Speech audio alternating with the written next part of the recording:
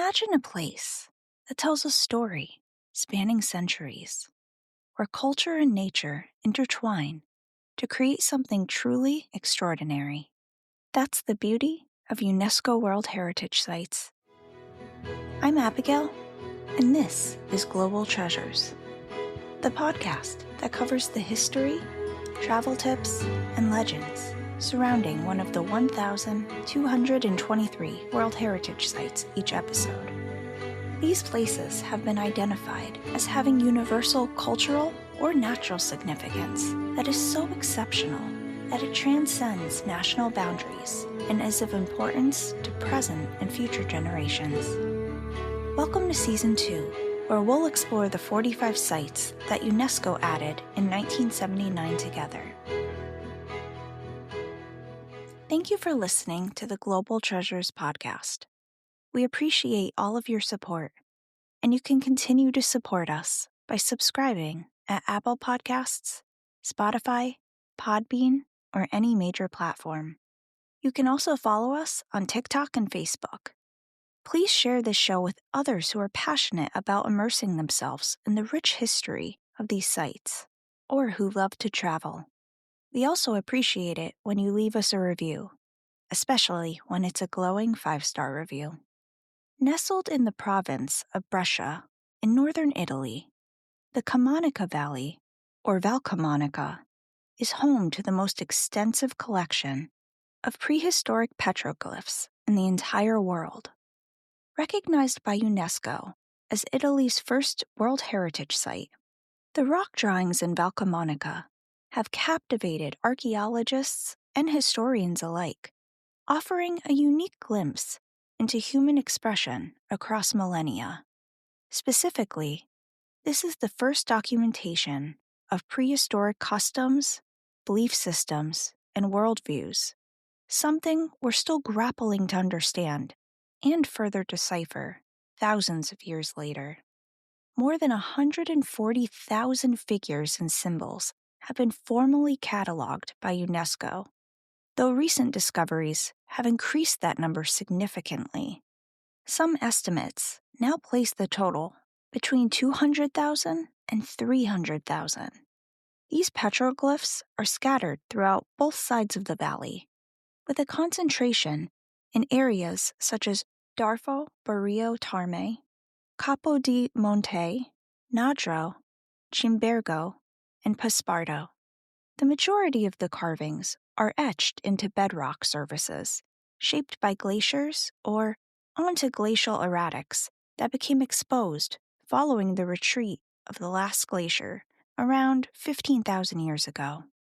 These carvings span a remarkable time frame of about 8,000 years, from the Epi-Paleolithic period through the Iron Age. The final phases of the engraving tradition are linked to the ancient Camoni people, who are mentioned in Latin sources. Although the intensity of the carving diminished over time, the practice never completely disappeared. Even during the Roman period, the Middle Ages, and possibly into the 19th century, petroglyphs continued to appear, though, again, far less frequently than in prehistoric times. The carvings range from seemingly chaotic arrangements, while others convey specific themes, such as hunting scenes, combat, and ritual ceremonies. Each figure can be seen as an ideogram, less a literal representation than a symbolic one, intended to capture the essence or idea of the object or scene depicted. These symbolic narratives served celebratory or commemorative purposes, whether religious or later secular. One of the most iconic symbols from Valcamonica is the Rosa Comuna, a mysterious design that has become the official emblem of the Lombardy region. Its origin and meaning, much like the valley's rock art, remain subjects of scholarly fascination. Another iconic carving is what many refer to as the astronauts. This carving is from all the way back to 8,000 BCE, which stands for before Christ or before Common Era. They're depictions of figures that are wearing some sort of headgear, with some even speculating these were supposed to represent visitors from another planet. Many actually believe these carvings weren't the work of humans, but of ancient aliens. There was even an episode of the television show Ancient Aliens that dives into this theory. Some argue that humans back then would not have had the skill or tools required to etch these intricate, detailed carvings into rock. However, archaeologists argue they simply used sharp stone blades, which were in fact used during the aptly named Stone Age. The earliest carvings, dating from the Epipaleolithic or Mesolithic periods, which falls between the 8th to 6th millennium BC, were produced by nomadic hunters tracking herds of wild game. These early figures predominantly depict large animals, such as elk, often shown pierced by spears, an artistic echo of the hunter's prey and their daily life. Similar imagery is visible in the rock carvings of Luine Municipal Park in Darfo Borio, Tarme. As the Neolithic period dawned, agriculture began to take root in Valcamonica. This transformation is mirrored in the art, which features more human-like figures and geometric motifs, such as rectangles, circles, and dots, saturated with symbolic meaning. These carvings likely represent cultivated fields, early settlements, and human figures engaged in daily and ritualistic activities. Comparable carvings from this era are preserved in the Regional Reserve of Rock Carvings of Sido, Chimbergo, and Paspardo.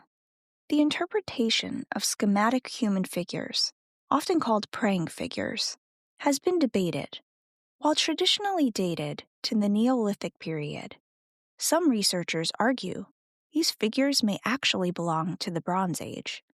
Domesticated animals such as dogs, goats, and bulls began to appear in the carvings, illustrating the shift from nomadic to a more settled life. As the art evolved, it depicted more complex themes, warfare, and spiritual practices, recording a growing societal sophistication over the course of thousands of years. Modern interest in the petroglyphs of Valcamonica began in the early 20th century. Although the first recorded observation of the engravings occurred in 1909, it wasn't until the 1920s that geologists, anthropologists, and archaeologists began a concerted study of the valley's incredible treasure trove of prehistoric art. Unfortunately, the Nazis began studying them as well in the mid-1930s. They firmly believed Nazi ideologies were represented in the engravings, claiming it was proof of a supposed ancestral Aryan race. As the world's fascination grew, so did the need for historic preservation to keep this site safe. Erosion and weathering are two of the biggest issues because the carvings are located outdoors and battle the elements on a daily basis. UNESCO works with other organizations to preserve them through means such as regular cleanings and by not allowing visitors to touch the art, keeping them safe from natural oils on our hands that can wear away these pristine images.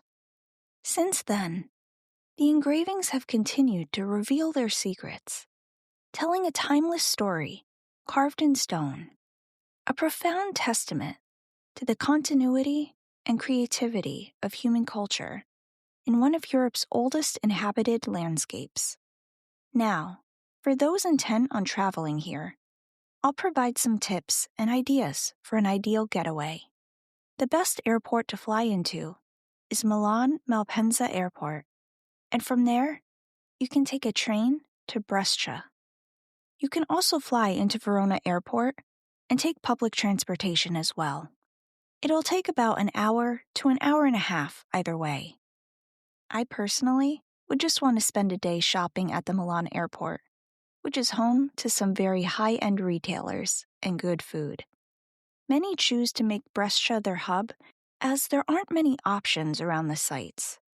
You'll have a wide variety of hotels, bed and breakfasts, homestay options, and even wellness resorts.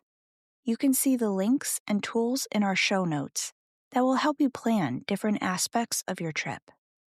There are also plenty of restaurants, as it is one of the largest cities in the Lombardy region. They're famed for their stuffed pastas, usually ravioli with rich meats and cheeses inside. Renting a car is likely worth your while if you're going to visit multiple sites. To see the different rock carvings, you'll want to visit the National Park of Naquane, the Archaeological Park of Sardina Bedolina, National Archaeological Park of the Boulders of Cemo, and the Nature Reserve rock engravings of Cito, Cimbergo, and Paspardo. You may also want to visit the National Museum of Prehistory in Capo di Ponte. Some of these sites are free, while others have a small fee with actual ticket offices, such as the National Park of Naquane. I couldn't find an official website where you could pay or get tickets in advance, like with some parks. You can take a guided tour from Milan, which coordinates transportation and getting into some of these sites, but there are 2 caveats with this option.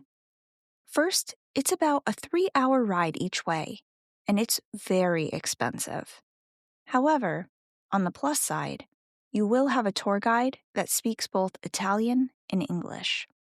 Signs within the park outlining the rules and providing some historical context are usually in English and Italian, but I'll just mention a few basics.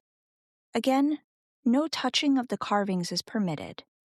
I know some enjoy doing rubbings, which is when you take a piece of paper, lay it over the carving, and rub chalk over it to get a beautiful etching you can bring home. However, this is also prohibited. Photographers will have a field day here because this site is so photogenic and truly beautiful. This is also a beautiful spot to have a picnic, and there are designated areas where you can do so. This site does involve a lot of walking, so bring sneakers or boots.